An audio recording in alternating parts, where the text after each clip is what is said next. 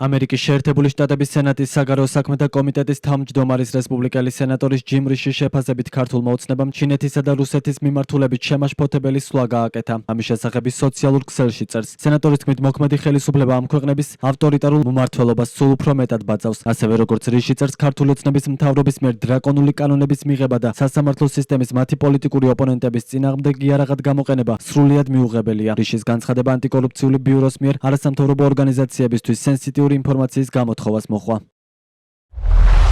ქართული ოცნების მთავრობის მიერ დრაკონული კანონების მიღება და მართლმსაჯულების სისტემის გამოყენება პოლიტიკური ოპონენტების წინააღმდეგ სრულიად მიუღებელია. ხელისუფლება სერიოზულ შეცდომას უშვებს, როდესაც ქვეყანას იმ მომავლისგან აშორებს, რომელსაც ხალხი ირჩევს და აორმაგებს მის მიახლოებას ერთპარტიულ ტოტალიტარულ სახელმწიფოსთან. ამერიკის შეერთებულ შტატებსა და საქართველოს ურთიერთობა საერთო ღირებულებებსა და ინტერესებზეა დაფუძნებული. ფასეულობებზე, რომლებიც ამჟამინდელმა მთავრობამ არაერთხელ უარყო. ამის ნაცვლად საქართველოს მოქმედმა ხელისუფლებამ შემაშფოთებელი სვლა გააკეთა ჩინეთისა და რუსეთის მიმართულებით. ქვეყნების რომელთა ავტორიტარულ მმართველობასაც სულ უფრო მეტად ბაძავს.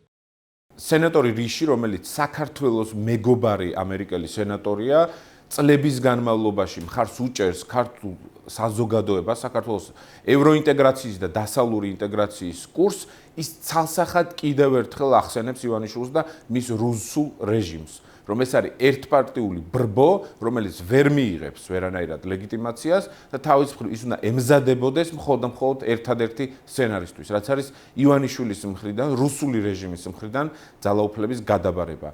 ეს მხარდაჭერა, რომელიც მუდმივად მომდინარეობს ჩვენი მეგობარი ქვეყნებიდან, მეგობარი პოლიტიკოსებიდან, არ შეიცვლება, მხოლოდ